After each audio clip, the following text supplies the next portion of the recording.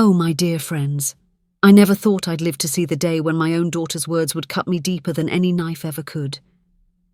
I was sitting in my old rocking chair, the one my late husband George built for me when we were newlyweds, when I overheard her voice through the thin walls of our little house in Willow Creek, Ohio. "No need to waste money on her medicine," she said, her tone sharp as a winter wind. "She's old, Tom. Let's focus on our future." My heart collapsed right then and there, like a house of cards in a storm. My own Ellen, the baby girl I'd rocked to sleep, the one I'd sacrificed everything for. How could she say such a thing? I clutched the armrests of that chair, my hands trembling, tears burning my eyes. But that wasn't the end of it. Oh no, just a week later fate turned the tables in a way I never could have imagined. Let me take you back, dear ones, to how it all began, and the truth that broke us apart before it brought us back together. The warmth of the past. I'm Evelyn Marie Thompson, 78 years young, though my bones might argue with that number. My life's been a tapestry of love and loss, woven together in this small town where the maples turn fiery red every fall. George and I raised 3 children in our little white house with the wraparound porch. Ellen, our eldest, then Michael, and little Sarah, our baby. George passed 10 years ago, God rest his soul, and I still see him in the way the sunlight hits the backyard swing he built. That swing.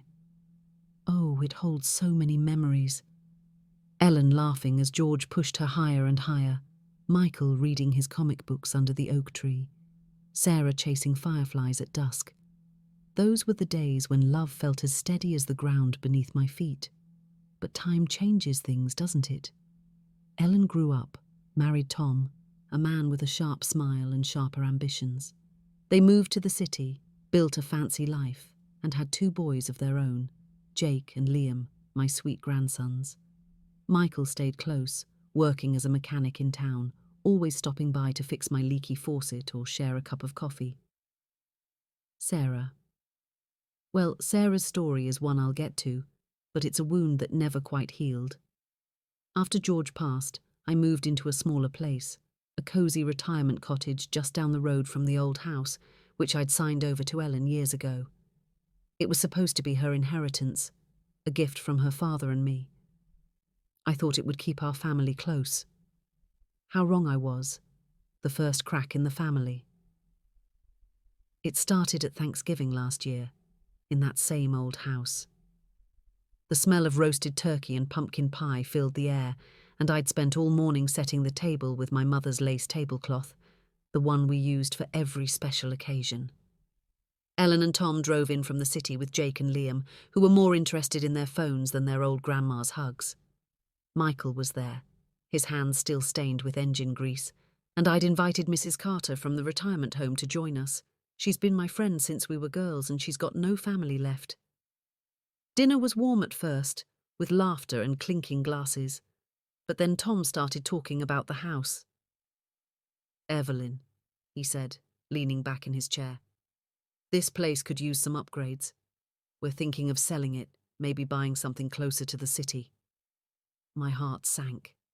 Sell the house, the one where George carved our initials into the attic beam, where I'd braided Ellen's hair before her first school dance. I looked at Ellen, hoping she'd protest, but she just nodded, her eyes on her plate. "It's a good investment move, Mom," she said softly. "We need the money for the boys' college funds." I tried to smile, but it felt like a betrayal. That house wasn't just bricks and mortar. It was our family's heart. I glanced at Michael, who was gripping his fork a little too tightly, but he stayed quiet. Mrs. Carter reached for my hand under the table, her touch warm and steady. "Don't you worry, Evelyn," she whispered later as we washed dishes. "Family always finds a way." But as I watched Ellen and Tom drive off that night, their fancy car gleaming under the streetlights, I felt a chill that had nothing to do with the November air. What was happening to my family? And why did Ellen's words feel like they were hiding something bigger? The medicine that broke my heart. A few months later, my health took a turn. I've got diabetes, you see, and my heart's been acting up since George passed. The doctor prescribed a new medicine. Expensive, but it kept my blood sugar steady and my heart from racing. I'd been managing with my pension and a little savings, but it wasn't easy. Ellen knew that. She'd promised to help with the costs, saying, "Don't worry, Mum, we've got you covered." I believed her. Why wouldn't I? She was my daughter. But one spring afternoon, everything changed. I was in my cottage sorting through old photo albums, pictures of George and me at the county fair, Ellen's first birthday, Sarah's tiny handprints in clay. The phone rang, and it was Ellen. "Mum, Tom and I have been thinking," she said, her voice clipped. "Those medicines, they're so expensive. Maybe we can find a cheaper alternative. You're doing fine, right?" I was stunned. Fine? I'd nearly fainted last week because my sugar spiked. I tried to explain, but she cut me off. "We'll talk later, Mum. I've got a meeting." I hung up, my hands shaking. I thought maybe she was just stressed, but then I heard them, Ellen and Tom, visiting the old house next door to check on some repairs. I'd gone over to bring them some of my homemade apple pie, hoping to talk things out. That's when I heard it, through the open kitchen window. Tom's voice, low and firm. "No need to waste money on her medicine. She's old, Ellen. Let's focus on our future." And Ellen, my Ellen. She didn't argue. She just said, "You're right. The boys need us more." I stood there, the pie plate heavy in my hands, my heart pounding so hard I thought it might give out. I turned and walked back to my cottage, tears streaming down my face. My own daughter, choosing money over my life. I sat in my rocking chair, staring at George's old toolbox in the corner, wishing he were here to tell me what to do. But what I didn't know was that fate had a twist waiting, one that would turn Ellen's words back on her. The inheritance secret. Days passed, and I kept quiet about what I'd heard. It wasn't pride. It was pain. I didn't want to believe Ellen could be so cold. But then Michael came by, his face stormy. "Mum," he said, sitting at my kitchen table. "Ellen's been talking to a lawyer about the house. They're not just selling it. They're trying to claim the whole estate, including your savings." My savings? The little nest egg George and I had tucked away for emergencies? I'd always planned to split it between Ellen, Michael and, well, Sarah's memory. You see, Sarah passed away when she was just 16, a car accident that broke our family in ways we never recovered from. Her share was meant for her favourite charity, a children's hospital. George and I had written it into our will, clear as day. But Ellen didn't know about the will, or so I thought. I pulled out the old metal box where I kept our important papers, hidden under the floorboard in my bedroom. George always said, "Evelyn, keep this safe. It's our family's promise." Inside was the will, yellowed but legal, signed by both of us. It named Ellen, Michael, and the charity as equal beneficiaries. But there was something else, a letter from George, written just before he died. "Evelyn," it read, "if our children ever lose their way, remind them what family means.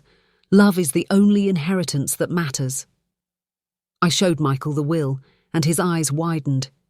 "Mum, Ellen's been telling people you're confused, that you can't manage your own affairs. She's trying to get power of attorney." My heart sank deeper than I thought possible. Was this why she didn't want to pay? For my medicine? To make me seem frail so she could control everything? I looked at Michael, my strong, quiet boy, and saw the hurt in his eyes. "We'll fight this, Mum," he said. But as he left, I felt a storm brewing. What was Ellen planning, and how far would she go to get what she wanted? The shocking turn. A week after that awful conversation, I got a call from the pharmacy. My prescription hadn't been refilled. I called Ellen, my voice trembling. "Honey, I need my medicine. I'm not feeling right." She sighed, impatient. "Mum, we're tight on money. Can't you skip a dose or two?" "Skip a dose?" My doctor had warned me that missing even one could send me to the hospital. I begged, but she hung up. That same week I was in my garden trying to distract myself with my roses when Mrs. Carter came by, her face pale. "Evelyn, you need to see this," she said, handing me a letter she'd found in the community mailbox, sent to Ellen but delivered to me by mistake. It was from a lawyer discussing the transfer of Evelyn Thompson's assets. My hands shook as I read it. Ellen wasn't just after the house. She was trying to declare me incompetent, to take everything. But then, the phone rang again. It was Michael, his voice urgent. "Mum, get to the hospital now. It's Ellen." My heart stopped. Ellen? In the hospital? I grabbed my purse, my mind racing. Was this my fault for not confronting her? Had I failed her as a mother? I drove to Willow Creek General, my hands trembling on the wheel, praying she was okay. But what I found there would change everything. The hospital revelation. I rushed into the hospital, the smell of antiseptic hitting me like a wave. Michael met me at the entrance, his face grim. "It's Ellen's blood sugar," he said. "She collapsed at work. They're running tests, but... Mum, it's bad." Blood sugar. Ellen had never had diabetes, or had she hidden it from me, just like she'd hidden her plans? In her hospital room, Ellen looked small, fragile, her face pale against the white sheets. Tom was there, pacing, his usual confidence gone. "Evelyn," he said, barely meeting my eyes. "She's been stressed. It's probably nothing." But the doctor came in, her expression serious. "Mrs. Thompson," she said to me, "your daughter has undiagnosed diabetes. She needs the same medicine you're on, immediately. It's critical." I froze. The same medicine. The one Ellen said was a waste of money. I looked at her, lying there, and my heart twisted with love and pain. I wanted to scream, to cry, to shake her and ask why she'd turned her back on me. But instead I reached into my purse. I'd brought my own bottle of medicine just in case I needed it. "Here," I said, handing it to the doctor. "Give her mine." Ellen's eyes fluttered open, and when she saw me, tears welled up. "Mum," she whispered, "I'm so sorry." But before she could say more, the doctor ushered me out. As I sat in the waiting room, clutching George's letter, I felt a weight lift and break at the same time. Would Ellen's apology be enough to heal the wounds she'd caused? Or was there more she wasn't telling me? The truth comes out. Ellen recovered, but she was weak, and I stayed by her side. One evening, as the hospital room glowed with the soft light of sunset, she took my hand. "Mum, I need to tell you everything," she said, her voice breaking. And oh, my friends, what she told me shattered my heart all over again. She and Tom were drowning in debt. The fancy city life, the private schools for Jake and Liam, the new cars. It was all a facade. Tom had pushed her to sell the house, to take my savings, to secure their future. "He said you wouldn't need the money much longer," she sobbed. "I didn't want to believe him, but I was scared. I thought we were losing everything." And then, the final blow. She'd been diagnosed with diabetes months ago, but hadn't told anyone, hoping it would go away. She'd stopped my medicine to save money, not knowing she'd need it herself. I listened, tears streaming down my face. My daughter, my Ellen, had been lost in fear and shame. I thought of George's letter, his words about love being the true inheritance. "Ellen," I said, my voice steady despite the pain, "you broke my heart. But you're still my daughter. We'll fix this together." The family rebuilt. The next weeks were hard but healing. Ellen and Tom sold their city condo, paid off their debts, and moved back to Willow Creek, into the old house. I tore up the lawyer's letter, and we rewrote the will together, ensuring the children's hospital got Sarah's share. Michael stepped up, helping Ellen manage her health, and I taught Jake and Liam how to bake their grandpa's favourite apple pie in that same old kitchen. One evening, as we sat on the backyard swing, Ellen took my hand. "Mum," I don't deserve your forgiveness, she said, but I'll spend the rest of my life earning it. I smiled, thinking of George, of Sarah, of the love that had carried us through. Family's not about deserving, sweetheart, I told her. It's about choosing to love even when it hurts. Now, my sweet friends, please don't forget to like this video, share it with your loved ones, and subscribe to our channel for more heart-touching grandma stories that stay with you forever.